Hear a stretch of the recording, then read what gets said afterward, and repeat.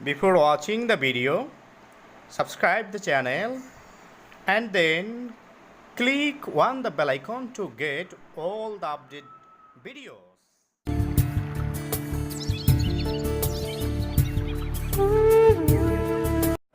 Hello, welcome to English Hospital. How are you everybody? I think all of you are well. I'm also well. Today I will show you very important topic. This is one of the parts of basic grammar, and this is nothing new, and you already know that there are 8 kinds of parts of speech, but most of the students fail to understand the nouns and they cannot identify nouns from any English sentence.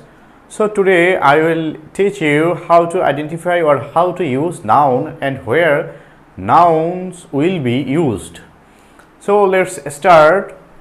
This is today's my lesson is use of parts of speech. First part of speech is nouns. So I will teach you about how to use nouns or how to identify nouns in any sentence. First one is noun কোথায় বসে সেটি দেখব, আবার এর মাধ্যমে আমরা যে কীভাবে নাউন আইডেন্টিফাই করতে হয়, কোন জায়গায় নাউন রয়েছে, এটি হলো বিশেষ করে মডিফায়ারের ক্ষেত্রে বিশেষ প্রয়োজনের কাজে আসে। তারপরে মাধ্যমিক লেভেলে যে সাফিক্স প্রিফিক্স ব্যবহারের ক্ষেত্রে সাফিক্স প্রিফিক্স ব্যবহারের সময় অবশ্যই পার্টস অফ স্পিচ ব্যবহারটি সঠিকভাবে করতে হয়। সেজন্য এই টপিকটি সকল স্টুডেন্টদের জন্য খুবই ইম্পর্টেন্ট এবং বিভিন্ন ভার্সিটি অ্যাডমিশন টেস্ট পরীক্ষাতে, চাকরির পরীক্ষাতে অনেক সময় বলা হয় সেন্টেন্সের যে নিচের কোন শব্দটি নাউন। তো এই জন্য এখানে এই আজকের আমার এই লেসনটি মনোযোগ সহকারে খেয়াল করলে স্টুডেন্টদের সেখানে খুব উপকার আসবে। তো প্রথমেই আমি দেখিয়েছি যে সেন্টেন্সের সাবজেক্ট হিসেবে ভার্বের পূর্বে বসে। আমরা জানি সাধারণত অ্যাসার্টিভ সেন্টেন্সের ক্ষেত্রে নাউনটি বসে হলো ভার্বের পূর্বে। তো এখানে নাউনটি যে থাকবে সেটি সাবজেক্ট হিসেবে যখন বসবে তখন সেটি অবশ্যই ভার্বের পূর্বে থাকবে। তো সেখানে আমরা দেখব ভার্বের পূর্বে যে শব্দটি থাকবে অ্যাসার্টিভ সেন্টেন্সে সাধারণত সেটি হলো নাউন থাকবে। দেন নাম্বার 2 হচ্ছে সেন্টেন্সের অবজেক্ট হিসেবে ভার্বের পরে অনেক সময় দেখা যায় সেন্টেন্সের অবজেক্ট হিসেবে ভার্ব অংশে একটি নাউন দেওয়া থাকে, যেমন আই ইট রাইস, আমি ভাত খাই। তাহলে এই যে রাইস সেটি হচ্ছে এখানে অবজেক্ট এবং সেটি হচ্ছে একটি নাউন এরকম। তারপরে নাম্বার 3 হচ্ছে প্রিপোজিশনের পরে বসে। প্রিপোজিশন এর পরে যে শব্দটি বসে, আমরা জানি প্রিপোজিশনের সংজ্ঞাই হচ্ছে যে প্রিপোজিশন কোনো নাউন বা প্রোনাউনের পূর্বে বসে অন্য নাউন প্রোনাউনের সাথে সম্পর্ক তৈরি করে। তো সেই ক্ষেত্রে প্রিপোজিশনের যে শব্দটি, সেই প্রিপোজিশনের পরে যে শব্দ থাকবে সেটি হচ্ছে নাউন বসবে। দেন যেমন the book is on the table, এরকম যদি থাকতে পারে। তারপরে থাকতে পারে এরকম যে the fan is above our head, এরকম থাকতে পারে। তো কথাটি হচ্ছে যে প্রিপোজিশনের পরে হলো নাউন শব্দ বসে। তারপরে নাম্বার 4 হচ্ছে অ্যাডজেক্টিভের পরে বসে।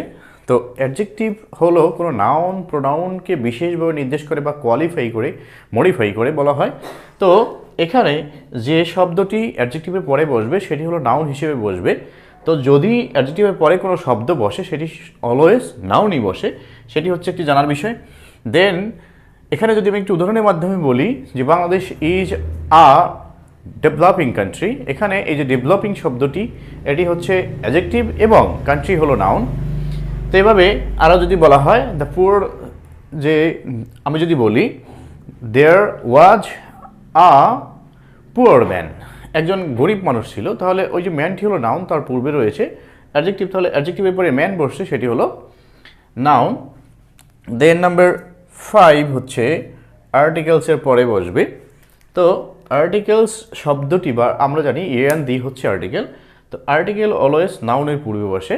তো সেখানে যে আর্টিকেলের পরে যে শব্দটি বসবে সেটি সবসময় নাউন বসবে। যেমন there is a book, there is a বুক, তাহলে বুক শব্দটি হচ্ছে একটি ম্যাটেরিয়াল নাউন, তার পূর্বে একটি আর্টিকেল এ রয়েছে। তাহলে আর্টিকেল এর পরে সাধারণত যে শব্দটি বসে সেটি হচ্ছে নাউন। দেন নাম্বার 6 সাবজেক্ট কমপ্লিমেন্ট হিসেবে অনেক সময় সাবজেক্টকে বিশেষভাবে নির্দেশ করার জন্য বা সাবজেক্ট সম্পর্কে অতিরিক্ত কোনো তথ্য দেওয়ার জন্য নাউন ফ্রেজ ব্যবহার করা হয়। সেই ক্ষেত্রে এই সাবজেক্ট কমপ্লিমেন্ট বা সাবজেক্ট হিসেবে অতিরিক্ত তথ্য বা অতিরিক্ত যে অংশটুকু থাকে সেটি হচ্ছে নাউন। যেমন mister Mizanur Rahman, the English teacher of X high school. তাহলে এই যে মিস্টার মিজানুর রহমানের অতিরিক্ত যে অংশটুকু বা অতিরিক্ত ইনফরমেশন সেটি হচ্ছে দ্য ইংলিশ টিচার। এই যে এখানে একটা নাউন ফ্রেজ হিসেবে ব্যবহৃত হয়েছে, যেমন দ্য ইংলিশ টিচার, এখানে টিচার হলো নাউন। তারপরে এরকম থাকতে পারে, এটাকে বলা হয় সাবজেক্ট কমপ্লিমেন্ট, মানে সাবজেক্ট সম্পর্কে অতিরিক্ত তথ্য। তারপরে যে নাম্বার 7 রয়েছে ভার্ব কমপ্লিমেন্ট। তো ভার্ব কমপ্লিমেন্ট হিসেবে যখন অনেক সময় দেখা যায় বি ভার্ব যখন থাকে সাধারণত এরপরে একটি নাউন দিয়ে এই সেন্টেন্সটি কমপ্লিট করা হয়। যেমন এটা যদি আমি একটি উদাহরণ এখানে দেখাই যে I am student, I am student, তাহলে এখানে এটি হচ্ছে এই বি ভার্ব কমপ্লিমেন্ট। তো এটা এখানে অবজেক্ট নয়, এটি হচ্ছে এই ভার্বের কমপ্লিমেন্ট বা ভার্বের একটি অতিরিক্ত অংশ। তো এখানে এই বি ভার্বের কমপ্লিমেন্ট হিসেবে অ্যাডজেক্টিভও বসতে পারে, আবার কখনো কখনো নাউনও বসে। তো বি ভার্বের পরে যখন দোষ গুণ না বুঝে যে শব্দটি থাকবে সেটি হচ্ছে নাউন। তাহলে বি ভার্বের পরে সাধারণত নাউন হিসেবে কমপ্লিমেন্ট বসতে পারে, অ্যাডজেক্টিভ হিসেবেও কমপ্লিমেন্ট বসতে পারে। তাহলে এখানে যে শব্দটি বি ভার্বের পরে বসতে পারে সেটি অ্যাডজেক্টিভ না হয় নাউন। তো সাধারণত এখানে নাউন দিয়ে ভার্ব কমপ্লিমেন্ট করা হয় বা ভার্ব কমপ্লিমেন্ট হিসেবে নাউন ইউজ করা হয়। তো এরপরে অনেক সময় দেখা যায় যে সেন্টেন্সের মধ্যে নাউন থাকে, যে শব্দটি নাউন কিনা এটাই চিনতে পারে না। তো আমরা সাধারণত জেনে থাকি যে নাউন হলো কোনো কিছুর নামকে নাউন বলে, এটাই আমরা একেবারে ছোটো সময় থেকে এই সংজ্ঞাটি শিখে আসছি। কিন্তু এই যে কোনো কিছুর নামকে নাউন বলে অনেক সময় দেখা যায় শব্দের অর্থই বোঝা যায় না, কিন্তু সেই শব্দটি যে নাম কিনা বা এটা কীভাবে বুঝতে পারবো। তো কিছু কিছু বর্ণ রয়েছে, সেগুলো সাফিক্স বা প্রিফিক্স, সেগুলো দিয়ে আমরা চিনতে পারবো যে এই শব্দটি নাউন। তো এখন আমি সেগুলো লিখে দেখাবো। তো এখানে যদি কোনো ওয়ার্ডের শেষে আমি এখন যে বর্ণগুলো লিখব সেই বর্ণগুলো থাকে তাহলে সেটি নাউন হবে। যেমন যদি কোনো ওয়ার্ডের শেষে TYNESSION তারপর হচ্ছে TYNESSION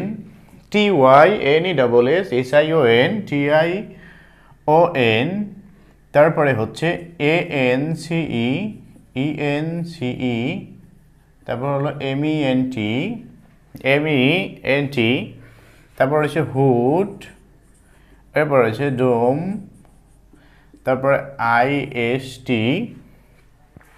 IST, কোথাও কোথাও দেখা যায় AL, এরকম থাকে। তো এই যে আমি বর্ণগুলো লিখলাম, এরকম আরও কিছু সব বর্ণ রয়েছে।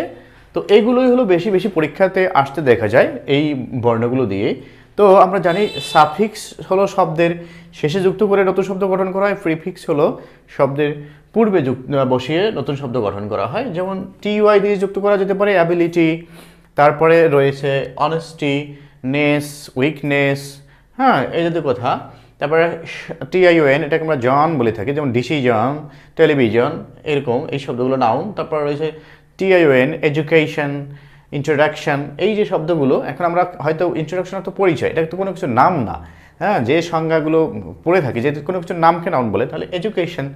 তারপর রয়েছে ইন্ট্রোডাকশন, আর ইন্ট্রোডাকশন পরিচয়, এটা তো কোনো কিছু নাম হচ্ছে না, স্থানের নাম নয়, ব্যক্তির নাম নয়, বস্তুর নাম নয়, তারপরেও এটা একটি নাউন। এটা এখন এই জাতীয় বিষয়গুলোই আসে পরীক্ষায়। রহিম, করিম, যদু, মধু এগুলো এখন আর পরীক্ষাতে আসে না। এরপর রয়েছে ANC, এই যে ANC দিয়ে যে শব্দগুলো করা যেতে পারে ENC দিয়ে করা যেতে পারে, হ্যাঁ যেমন এরকম রয়েছে যে আমরা যদি একটি শব্দ তৈরি করি যে এখানে যেমন এক্সিস্টেন্স হতে পারে, তারপরে যেমন মেন্ট রয়েছে ডেভেলপমেন্ট, হ্যাঁ এরপরে যেমন হুড রয়েছে চাইল্ডহুড যে শব্দ, ডোম, হ্যাঁ ডোম ফ্রিডম, স্বাধীনতা। তাই ফ্রিডম শব্দটি যে নাউন, এটা আসলে এই বর্ণ দিয়েই চেনা যাবে। এই IST যেমন রয়েছে এডুকেশনিস্ট, হ্যাঁ তারপর সায়েন্টিস্ট, এই TIST থাকলেও সেটি হলো নাউন। AL দিয়ে অ্যাডজেক্টিভও হয় আবার নাউনও হয় কিছু কিছু ক্ষেত্রে। যেমন the removal of illiteracy is a mammoth task, এই যে যদি এরকম থাকে যখন আর্টিকেলে পরে বসবে, প্রিপোজিশনের পরে বসবে এই শব্দগুলো, তখন সেটি হয়ে যাবে নাউন। আর যদি প্রিপোজিশনের পরে না বসে, কোনো নাউনের পূর্বে বসে, তখন সেটি অ্যাডজেক্টিভ হিসেবে ব্যবহৃত হবে, এল যুক্ত যে শব্দগুলো। তো এই যে বর্ণগুলো আমি দেখালাম, এগুলো পরীক্ষাতে বেশি বেশি আসতে দেখা যায় যে এই বর্ণগুলো যদি কোনো ওয়ার্ডে শেষে থাকে তাহলে সেটি নাউন হবে। তো আমি আজকে এই আমার সংক্ষিপ্ত আলোচনার মাধ্যমে নাউন সম্পর্কে যে বিষয়গুলো আলোচনা করবো, এর পরবর্তী লেকচারে আমি আরও ডিটেলস আলোচনা করব। তো আমি প্রাথমিকভাবে যে বিষয়গুলো এখানে দেখালাম, সেগুলো যদি কোনো শিক্ষার্থী ভালোভাবে অবজার্ভ করে, ভালোভাবে এখানে মেমোরিতে ঢুকিয়ে নিতে পারে, তাহলে অবশ্যই তার পরীক্ষাতে উপকারে আসবে। এবং আমি আশা করছি আমার ভিডিওটি দেখে ভালো লাগলে বা আমার লেকচারটি ভালো লেগে থাকলে, তাহলে অবশ্যই স্টুডেন্টরা শেয়ার করবে বেশি বেশি বন্ধুদের সাথে, এবং চ্যানেলটি সাবস্ক্রাইব করে সঙ্গেই থাকবে। Thanks for watching. Thanks to all.